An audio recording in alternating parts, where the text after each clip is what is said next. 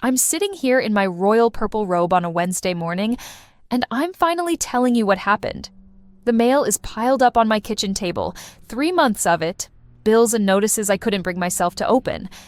But I have to tell you this story because I think maybe someone out there needs to hear it. Maybe you do. My son-in-law left me at Grand Central Station with nothing but a Metro card and a lie about coming back in 5 minutes. That was 4 hours ago.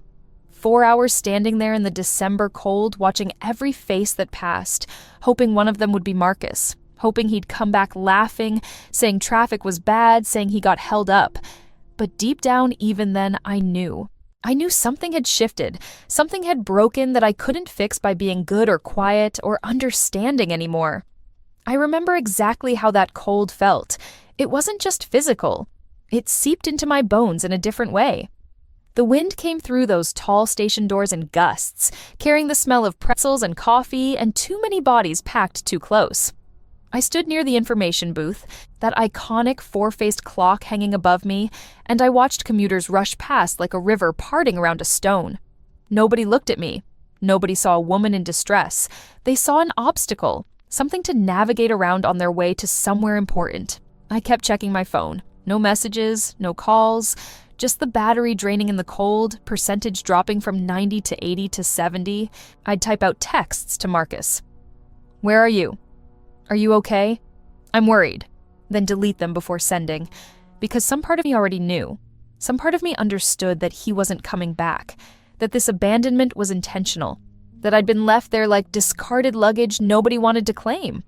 The thing is, it didn't start at that train station.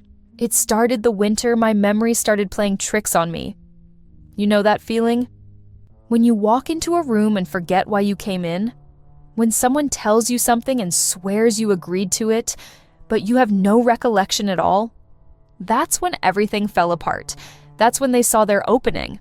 If this story sounds familiar to you, if you've felt this kind of hurt or confusion, could you do me a favor? Hit that like button. Subscribe if you haven't already. Not for me, but because someone in your life might need to hear this. Someone might be living this right now and thinking they're alone. They're not. And neither are you. I live in Harlem, in a public housing complex with a central courtyard where kids play and old folks sit on benches when it's warm.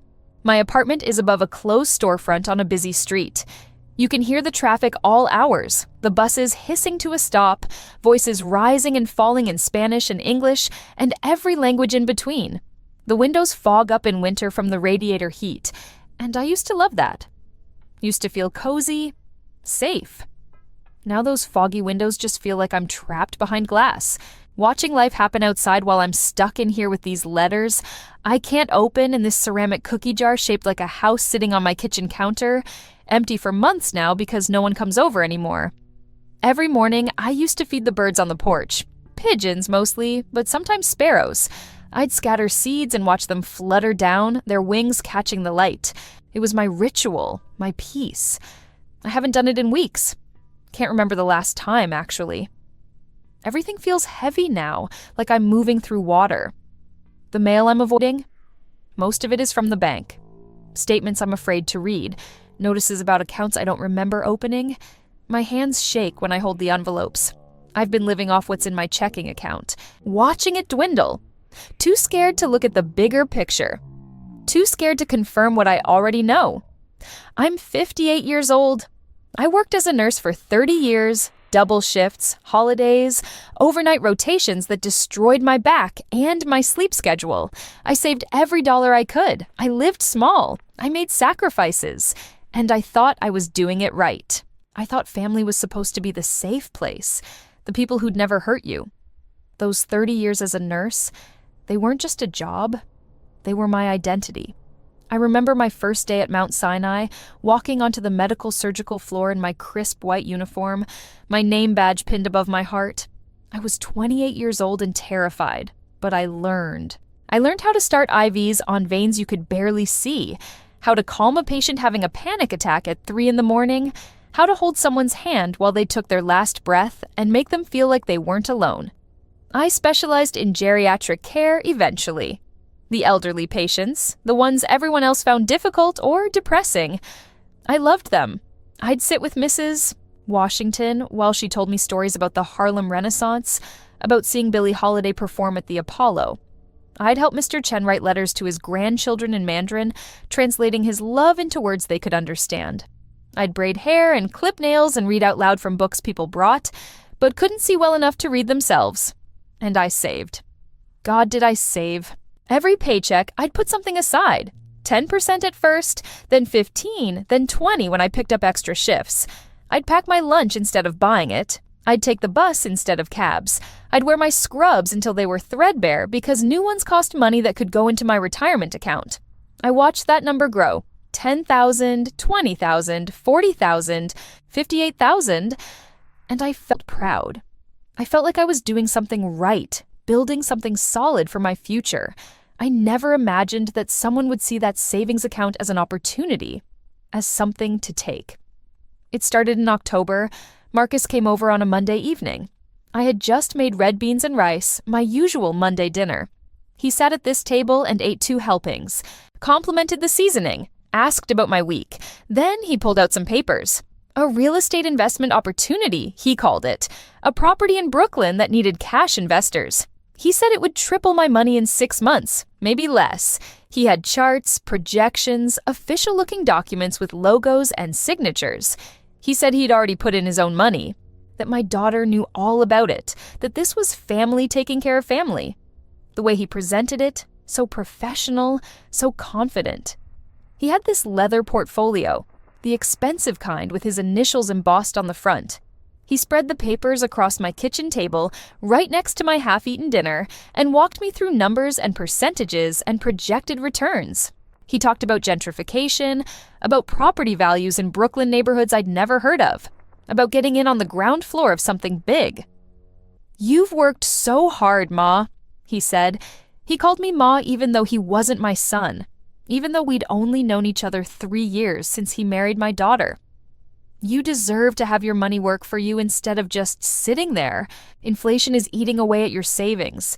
This is how you protect yourself. This is how you build real wealth." I remember touching that cookie jar while he talked, running my fingers over the ceramic roof. It was my mother's. She kept it full of ginger snaps and told me that home was wherever you kept your sweetness. I should have listened to that feeling in my gut right then. That little voice saying something's off, something's wrong. But I pushed it down.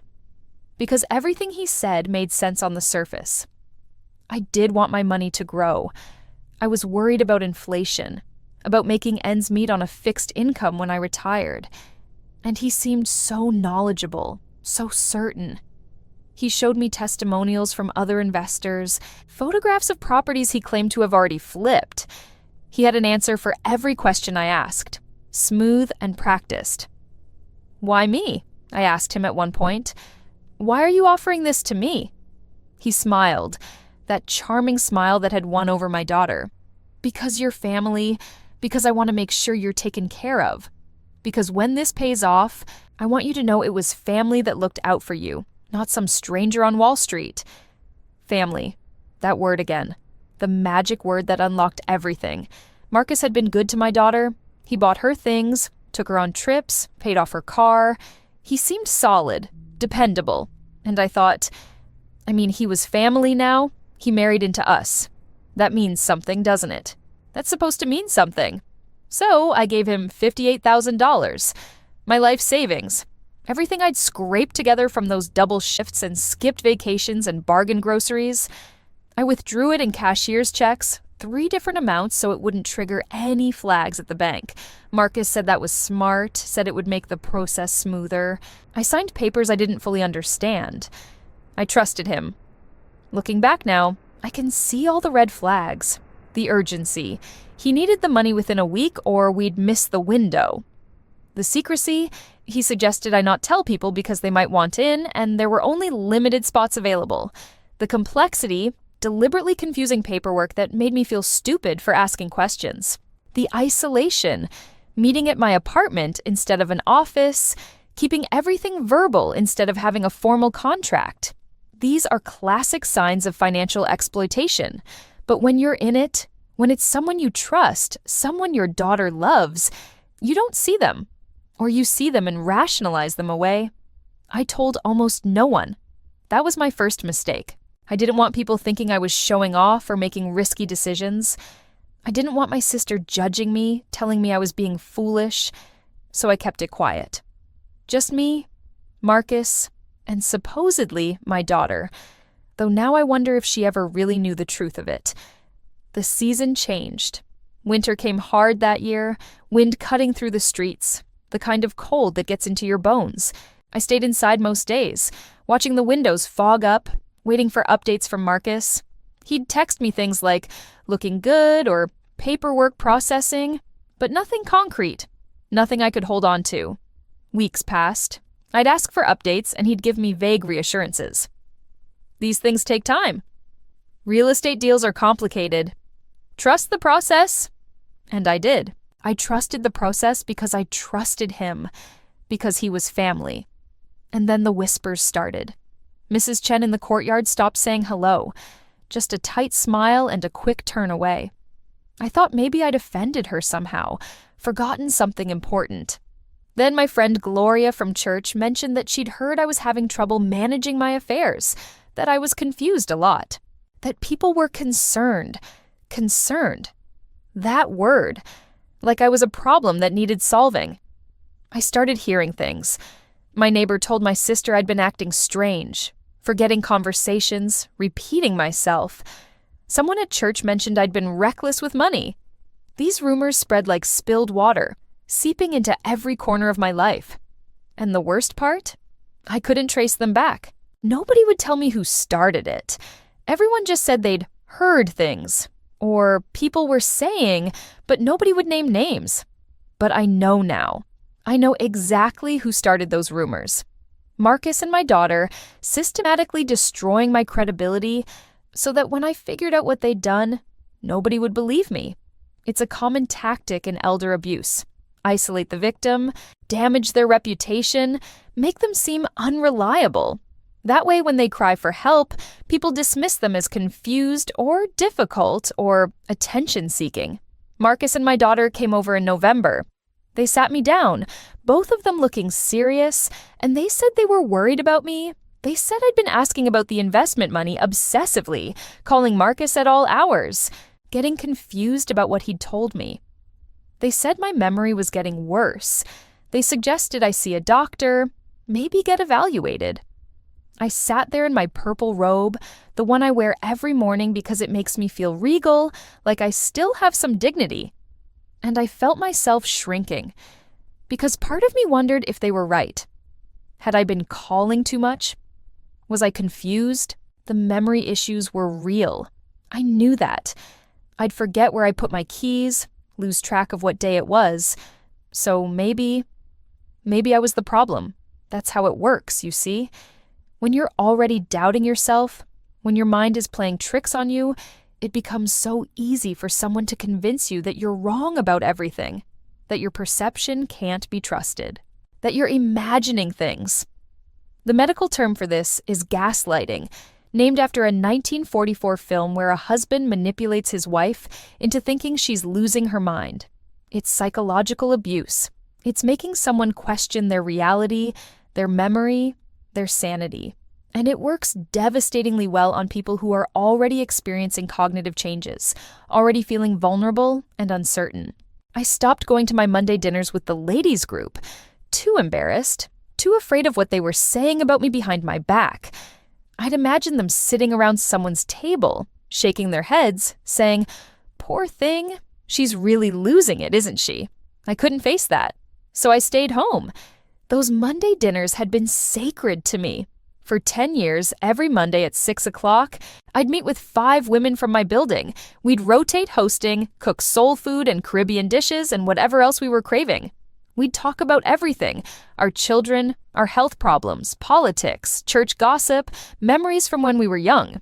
It was my social lifeline, my weekly reminder that I belonged to something bigger than myself. And I gave it up. Just stopped going. Made excuses at first. I'm tired. I'm not feeling well. I have plans. Then I just stopped responding to the invitations altogether. They called for a while, asking if I was okay, saying they missed me. But eventually they stopped calling, and I was alone with my shame and my confusion and my growing fear that something was terribly, terribly wrong. I stopped feeding the birds, stopped opening my hymnal with my name written inside the cover, stopped doing the things that made me feel like myself. The isolation crept in like frost on a window, slow and inevitable, until I was cut off from everyone who might have helped me see what was really happening. My sister called less and less. When she did, the conversations were stiff, careful. She'd ask how I was managing, if I needed anything, but there was this distance in her voice, like she didn't quite believe me anymore, like she'd heard the rumors and decided there might be some truth to them. Even at church, people kept their distance. I'd sit in my usual pew, holding that hymnal, and I could feel the space around me. People who used to sit next to me now chose other rows. The pastor would nod hello but hurry past. I felt like a ghost, present but unseen, acknowledged but not embraced. And I let it happen. That's the part that kills me now. I let them do it. I apologized for things I didn't do. I stopped asking about the money. I made myself smaller and quieter and more invisible because I thought that's what good people did. I thought that's what family meant. You sacrifice. You give. You don't make waves. I gave up my friendships. I gave up my routines. I gave up the parts of myself that felt strong and certain. I became a woman I didn't recognize, shuffling through her apartment, afraid of her own mail, jumping every time the phone rang in case it was someone calling to tell her she'd done something wrong again. The ceramic cookie jar sat empty on the counter. I couldn't bring myself to fill it. Who would I be feeding? Who was coming over? Nobody. I was alone in a city of millions, surrounded by people who used to care about me, now all of them convinced I was losing my mind. December came. The cold got worse. My chest started hurting. Sharp pains that would wake me at 3 a.m, radiating down my left arm. I'd sit up in bed, clutching my robe around me, wondering if this was it, if this was how it ended. Alone in a foggy apartment with a pile of unopened mail and a son-in-law who'd taken everything. But I was too scared to go to the doctor, too scared they'd confirm what everyone was saying, that I was sick, that I was confused, that I couldn't be trusted. The pains got worse. One night I couldn't breathe right, couldn't get a full breath, and I finally called 911. They took me to the emergency room, ran tests, kept me overnight. Nothing catastrophic, they said, stress-related. But the doctor, this young woman with kind eyes, she sat on the edge of my bed and asked me questions that nobody else had asked. She asked about my home life, about whether I felt safe, about whether anyone had taken advantage of me financially, and I broke down. I just broke down and told her everything. The investment, the $58,000, the rumors, the isolation, how I'd been convinced I was crazy when really, I think I was being manipulated. She listened. She didn't interrupt. She didn't tell me I was confused or misremembering. She just listened, and then she said something that made me stop cold. She said, "Has anyone taken money from you without your knowledge or consent?"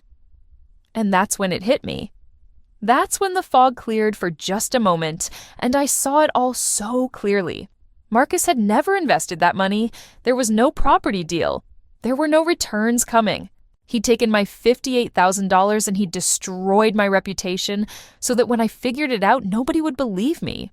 Nobody would take my side. I'd be the confused old woman with memory problems, and he'd be the concerned son-in-law who tried his best. I couldn't speak for a week after that realization. I just moved through my apartment like a sleepwalker, touching things, trying to ground myself. The cookie jar, the hymnal, the pile of mail that now made terrible sense. I finally opened the bank statements. Every last one of them. And there it was. Withdrawals I didn't remember making. Transfers to accounts I'd never heard of. My savings account, the one I'd built for 30 years, was almost empty. Less than $3,000 left.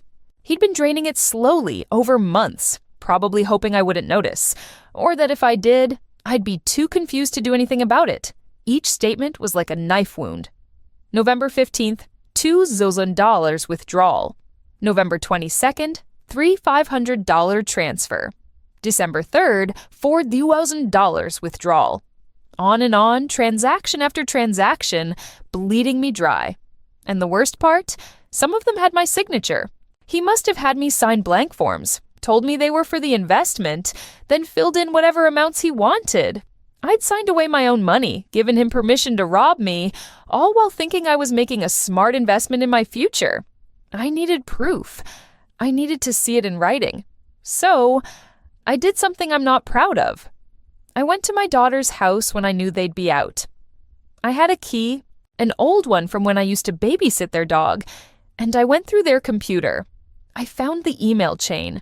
Marcus and my daughter laughing about how easy it was, how I'd signed everything without reading it, how confused I'd become, how the rumors they'd started were working perfectly. People actually believed I was losing my mind. There was an email from Marcus to my daughter that said, "And I'll never forget this. Your mom's a gold mine. She trusts everyone. This is easier than I thought." Another one from my daughter to Marcus. She asked about the money again. I told her she was remembering wrong. She actually apologized to me. To me. This is almost too easy. And another, dated just a week before I found them.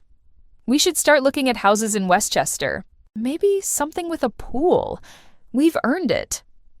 Earned it. With my money. With my 30 years of double shifts and sacrifice, they'd earned a house with a pool. I sat at their kitchen table reading those words, and something inside me just shattered. Not broke. Shattered. Into pieces so small I didn't know if I'd ever be able to put them back together. This was my daughter, my only child, the person I'd given my whole life to, and she'd helped her husband steal from me. She'd helped him destroy my reputation. She'd watched me suffer and she'd done nothing. Worse than nothing. She'd participated. I thought about all the times I'd sacrificed for her, the overtime shifts I'd worked to pay for her college, the wedding I'd helped fund even though I couldn't afford it, the car down payment I'd given her as a graduation gift, the countless times I'd babysat or loaned money or shown up when she needed me, and this was how she repaid me, by conspiring with her husband to steal everything I had left. That was my sacred line, the thing I couldn't forgive. I could understand financial desperation. I could understand making a bad decision. But this calculated cruelty, this sustained campaign to make me doubt my own mind, this was something I couldn't come back from. I printed the emails. I took them home. And I couldn't speak for days. I just sat in my apartment, the windows fogging up, the city noise outside, and I felt like I was watching my life from a great distance. Like I was already gone, already erased. And this was just my ghost sitting here in a purple robe, trying to remember what it felt like to be real. But then something happened, something small but important. I was at the emergency room for a follow-up appointment, and I met Sister Margaret. She wasn't a nun, but everyone called her Sister because she'd been a counselor at our church before she retired. She was in the waiting room, and she recognized me. And she asked how I was doing. And I told her everything. She didn't doubt me. She didn't suggest I was confused. She said, "Baby, that's financial abuse. That's elder abuse. And it's more common than you think." She gave me the number for an elder services office. She told me about resources, about legal aid, about support groups for people who'd been through what I was going through. She said, "You're not crazy. You're not losing your mind. You're being abused." That word, abused. I'd never thought of it that way. I thought abuse was hitting, bruising, visible violence. I didn't know it could be this quiet erosion of self, this systematic destruction of reputation and relationships, this theft of money and dignity and peace of mind. Sister Margaret became my ally, my anchor. She went with me to the Elder Services office. She sat with me while I talked to a lawyer. She helped me understand my options, my rights. She reminded me that I was still here, still breathing, still capable of fighting back. We made a plan, a quiet one, an exit plan. I didn't tell my daughter or Marcus. I didn't tell anyone who might tell them. I just started taking steps. Small ones at first, changing my bank account passwords, setting up alerts for any withdrawals, gathering documentation, every email, every bank statement, every text message from Marcus about the investment. I went to the police. That was the hardest part. Walking into the precinct and saying out loud, "I need to report elder abuse." The officer who took my statement was young, couldn't have been more than 25, and he clearly had no idea what to do with me. He took notes, but I could see the confusion in his eyes. He asked if Marcus had hit me. I said no. He asked if I had proof of the financial theft. I showed him the emails, the bank statements. He said it looked like a civil matter, that I should talk to a lawyer. I wanted to scream. I wanted to tell him that theft is theft, that this wasn't a family dispute, that my son-in-law had systematically robbed me and destroyed my reputation and isolated me from everyone I loved. But I could see it in his face. He didn't have the training. He didn't understand. To him, I was just another confused old woman with a family disagreement. That's when I learned that only 16% of police officers get adequate training on elder abuse. 16%! That means most of them, when faced with someone like me, have no idea how to help. They mean well, maybe, but they don't know what to look for. They don't understand the patterns, the manipulation, the way financial abuse works. But I kept going. I filed a report anyway, got a case number. I talked to a lawyer Sister Margaret recommended. He was honest with me. He said proving financial elder abuse was difficult, that it often came down to he said, she said, that my memory issues, documented by doctors, would be used against me, that Marcus would claim I gave him the money willingly, that I'd signed papers, that I'd been fully aware, but he also said I had options. I could file a civil suit, I could report it to Adult Protective Services, I could freeze my accounts, change my beneficiaries, cut off all financial access. I could fight back, even if the fight was long and ugly and uncertain. So, that's what I did. I fought back. Quietly, methodically, with Sister Margaret by my side. I changed every password, every PIN, every security question. I set up new accounts Marcus didn't know about. I moved what little money I had left somewhere safe. I documented everything. Every conversation, every text, every lie, and then I gave things away. That liberation symbol, that act of letting go.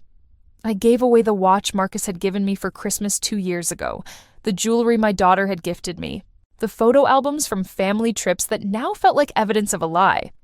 I gave it all to Goodwill, just boxed it up and dropped it off and walked away. And with each item I released, I felt lighter, freer.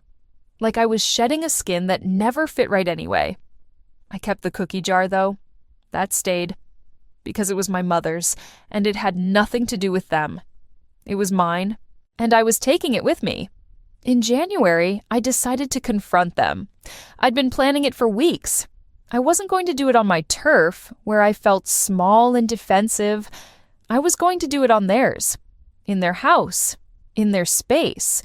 Where they felt comfortable and powerful, because I wanted them to feel what I'd been feeling, unsafe, ambushed, vulnerable. I showed up on a Saturday afternoon. I didn't call first. I just knocked on the door. My daughter answered, surprised to see me.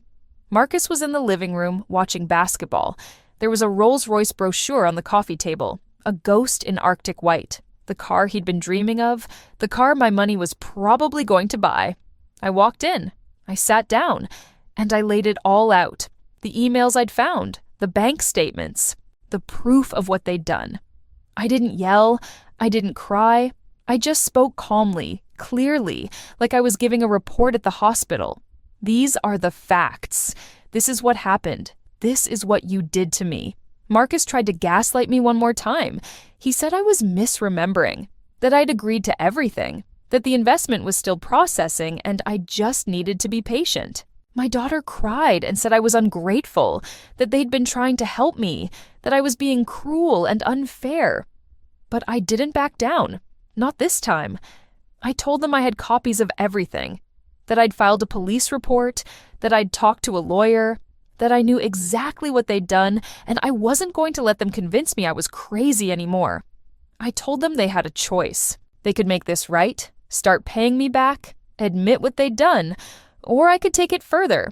I could file a civil suit, I could go to Adult Protective Services, I could tell everyone in the family, everyone at church, everyone who'd heard the rumors, exactly what happened. Marcus's face changed then. The mask dropped. He said, "You can't prove anything. It's your word against ours. And everyone already knows you're confused." That's when I knew. That's when I saw him for what he really was. Not my son-in-law, not family, just a predator who'd found an easy target and exploited her until there was nothing left. I stood up. I looked at my daughter, this woman I'd raised and loved and sacrificed for. I said, "I gave you everything. I gave up relationships, my peace, my health, my savings. And you watched him do this to me. You helped him do this to me. I will never forgive you for that." She didn't say anything, just sat there crying, like she was the victim, like I was the one who'd done something wrong. I left, walked out of their house, got on the subway, came back to my apartment.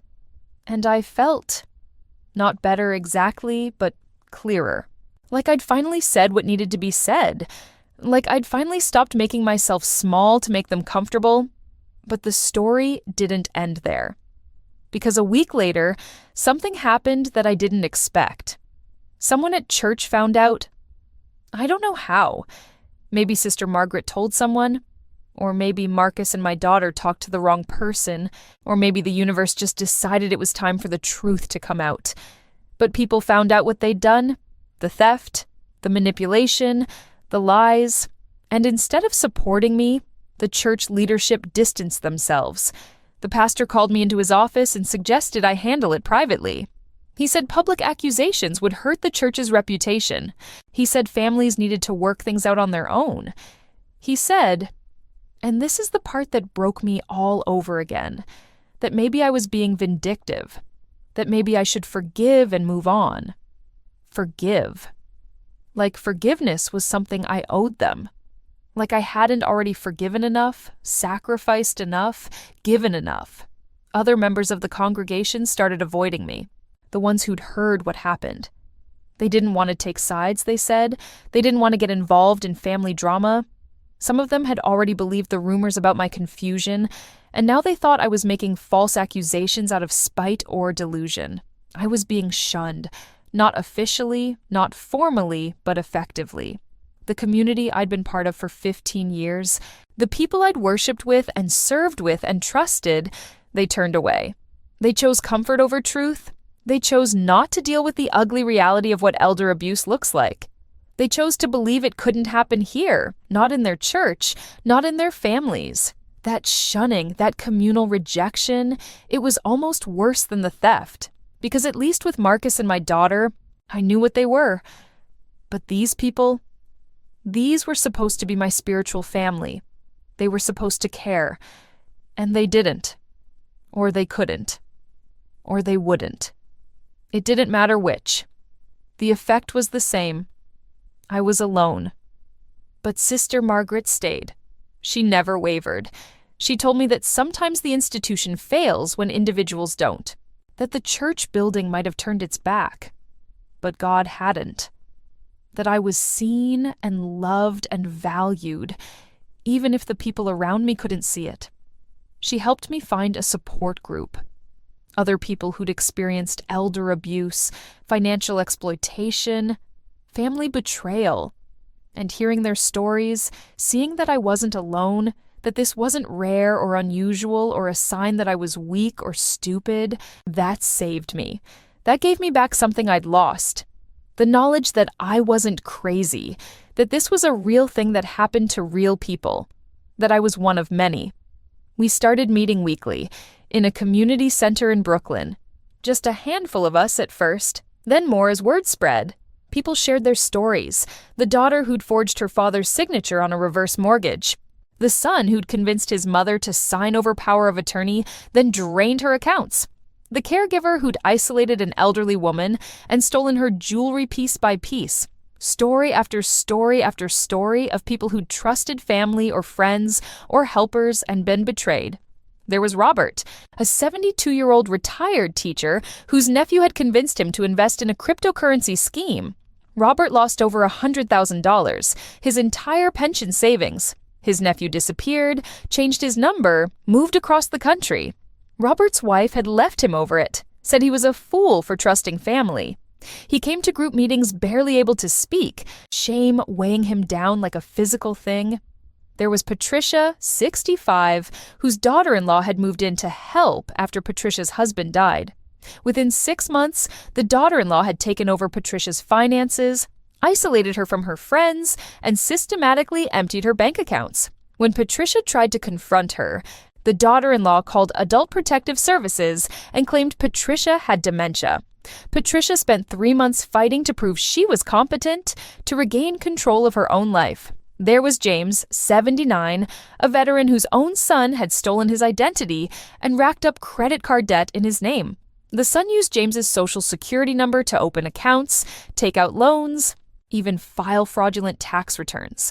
James discovered it when the IRS came after him for unpaid taxes on income he'd never earned. He pressed charges against his son. His son went to jail. And James came to our meetings carrying guilt that felt unbearable. Guilt for sending his own child to prison, even though that child had destroyed him financially. And I started to heal. Not quickly, not easily, but I started. I made a plan. A real one this time. I was leaving Harlem. I was leaving New York. I'd lived here my whole life, but it didn't feel like home anymore. It felt like a place where I'd been erased, where every street corner held a memory of who I used to be before they took everything. I found a place in a beach town in North Carolina, a little cottage within walking distance of the ocean. I'd never lived near the beach before, never even thought about it.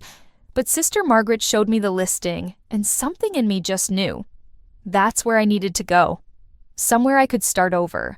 Somewhere nobody knew my story. Somewhere I could be just a woman in a purple robe feeding birds and watching the waves and rebuilding something new. I gave notice at my apartment, packed up everything that mattered. The cookie jar, the hymnal, some clothes, some photos from before everything went wrong. I left behind anything that reminded me of them. Anything that carried the weight of that pain. My sister came to help me pack. We'd barely spoken in months, but when I told her I was leaving, she showed up. She apologized, said she should have believed me sooner, said she'd heard the rumors and didn't know what to think, said she was sorry. I don't know if I've forgiven her yet. I'm working on it. But having her there, helping me tape boxes and wrap dishes, it meant something. It meant I wasn't completely alone. We worked in silence mostly, the sound of packing tape and rustling newspaper filling my apartment. At one point she picked up a photograph, one of me and my daughter from years ago. My daughter may be 7 or 8, gap-toothed and grinning, her arms around my neck. My sister looked at it for a long moment, then set it down gently. "I should have known," she said quietly. "I should have seen it." "We both should have," I told her, but they were good at hiding it. That's what predators do. She cried then, and I held her. And we grieved together for the family we thought we had, for the daughter I thought I'd raised, for the innocence we'd both lost. The night before I left, I did one last thing. I went to the church, not for a service, not to talk to anyone. I just went and sat in the empty sanctuary. I held my hymnal, and I said goodbye to the place I'd thought was safe, to the community I'd thought would protect me, to the version of myself who'd believed that being good and quiet and forgiving would keep me safe. I left the hymnal on the pew, walked out, closed the door, drove away. I'm in North Carolina now. Been here 3 months. The cottage is small, but it's mine. I can hear the ocean from my bedroom window. I feed the birds every morning again. Different birds than in Harlem, seagulls and pelicans and little sandpipers that run along the beach. I walk in the mornings, sometimes for miles, just feeling the sand under my feet and the salt air in my lungs. The first morning I woke up here, I didn't know where I was for a moment. The sounds were all wrong. Ocean instead of traffic, gulls instead of sirens. But then I remembered. I'd made it. I'd escaped. I was somewhere new, somewhere safe, somewhere mine. I established routines quickly. Wake at dawn, feed the birds, walk on the beach, come home and make coffee, sit on the porch and watch the world wake up. Simple things, grounding things, things that reminded me I was alive. I was real. I was still capable of peace. I still have the ceramic cookie jar. It sits on my kitchen counter here too, and I keep it full now. Ginger snaps, like my mother used to make. Sometimes neighbors stop by and I offer them one. Small connections, small kindnesses, building something new. There's Mrs. Rodriguez next door, a widow about my age who gardens obsessively and brings me tomatoes. She's grown herself. There's Tom down the street, a retired mechanic who fixes things for people and refuses payment. There's a whole community here of people who've come to this beach town to start over, to find peace, to rebuild. We recognize each other somehow. We know. I volunteer at the local senior center. I talk to people about elder abuse, about financial exploitation, about the warning signs, about how it's not your fault if it happens to you, about how you're not crazy or weak or stupid, about how you can survive it and come out the other side. Last week I gave my first talk. 20 people showed up, mostly women, mostly in their 60s and 70s. I told them my story. I watched their faces as they recognized themselves in my words. One woman came up to me afterward, crying, and said her son had been pressuring her to sign over her house. She thought she was being difficult, ungrateful. Now she knew. Now she could see it for what it was. I learned something that broke my heart and set me free at the same time. Research proves that half of all people with dementia experience abuse. Half. That's not a small number. That's not an anomaly. That's an epidemic.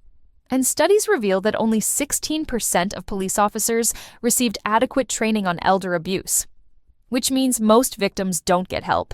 Most victims get dismissed, disbelieved, told it's a family matter or a civil issue or something they need to work out on their own. But it's not. It's abuse. It's a crime. And it destroys people, not just financially, but mentally, emotionally, spiritually. It takes away your sense of safety, your trust in others, your faith in humanity. It makes you question everything you thought you knew about love and family and how the world works. I tell people now that the health impact is real. It's not just about the money. It's about the stress that causes chest pain and high blood pressure and sleepless nights. It's about the depression that makes you stop eating, stop showering, stop doing the things that used to bring you joy. It's about the anxiety that makes you jump every time the phone rings or someone knocks on the door. It's about the way trauma lives in your body, in your nervous system, in your ability to trust and connect and feel safe. My daughter tried to call me last month. I didn't answer. She left a voicemail saying she was sorry, that she wanted to talk, that she missed me. I listened to it once, then I deleted it. Maybe someday I'll be ready to talk to her. Maybe someday she'll truly understand what she did. But that day isn't today. And I'm okay with that. Marcus, as far as I know, never bought that Rolls Royce. I heard through the grapevine that they're having financial problems now. That karma might be a real thing after all. I don't take pleasure in it, but I don't feel bad about it either. They made their choices. They have to live with the consequences. I'm rebuilding. That's what this is.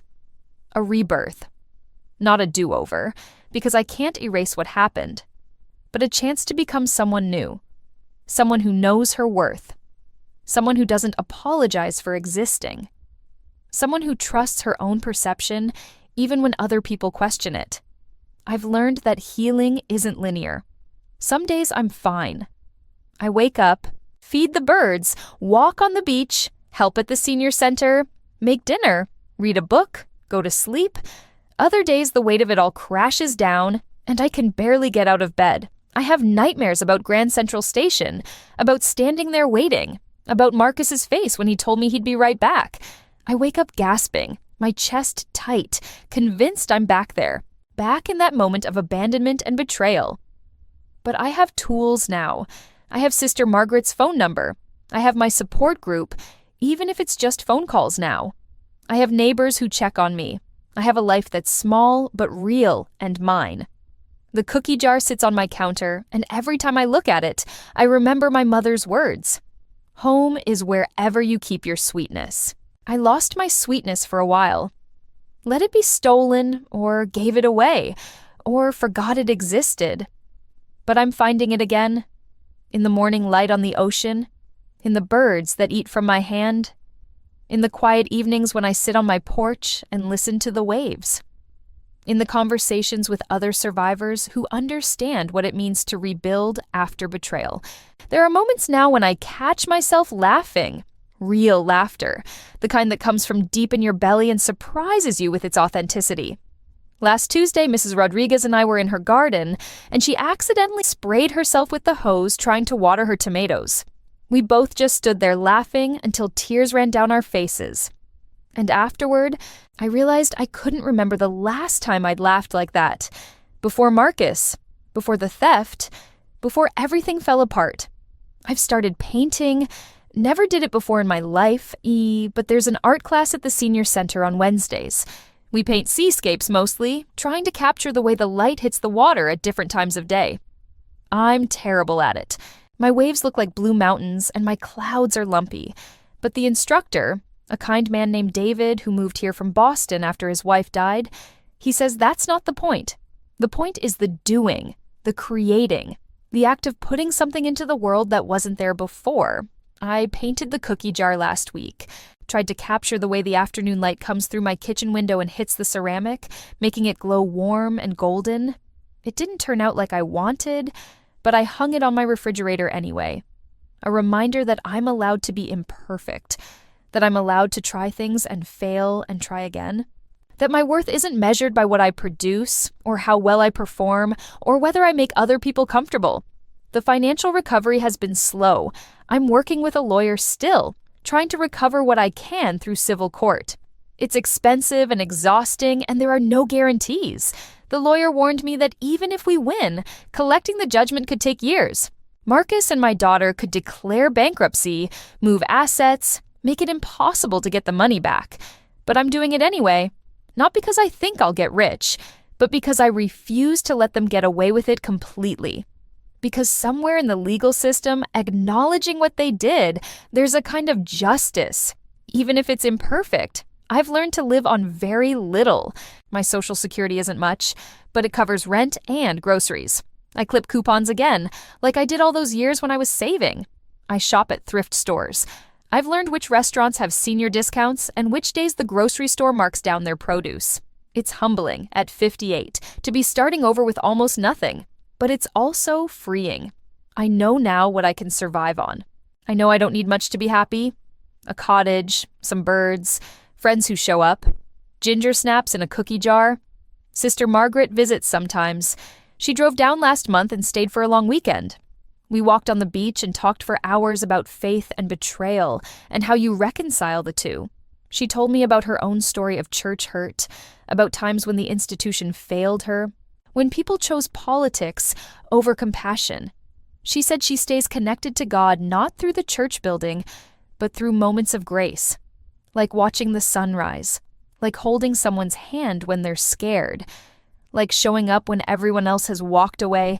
She helped me plant a garden, just a small one, herbs mostly, in containers on my porch, basil and rosemary and mint, things that smell good and grow easy, and remind you that you can nurture something and watch it thrive. Every morning when I water them, I think about growth, about how slowly it happens, about how you can't rush it or force it, about how some days you can't even see it, but it's happening anyway, cells dividing and roots spreading and green things reaching toward the light. I want to tell you something. If you're going through this, if you're being isolated or manipulated or stolen from, if you're doubting your own mind because someone has convinced you that you're confused or crazy or the problem, please hear me. You're not alone. This is real. This happens.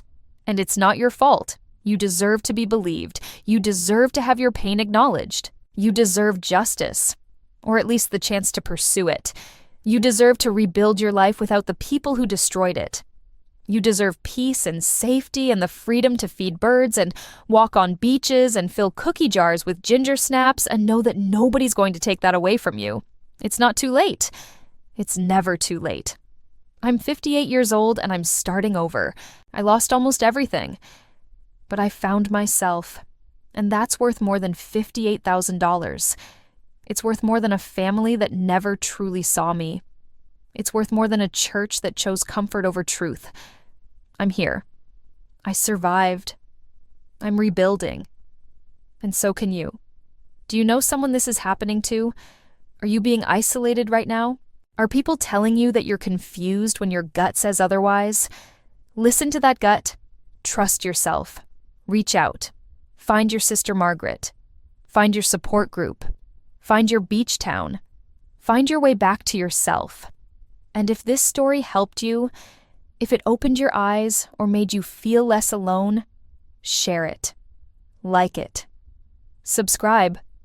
Not for me, but for the next person who needs to hear it. For the woman sitting in her apartment right now, surrounded by unopened mail, wondering if she's losing her mind. For the man whose children have convinced him he can't manage his own affairs. For the grandmother who gave everything and got nothing but lies in return. This message needs to reach them. It needs to reach you. Because we're not alone. We're not crazy. We're survivors. And we're still here, still breathing, still fighting, still feeding the birds and filling the cookie jars and finding our way home.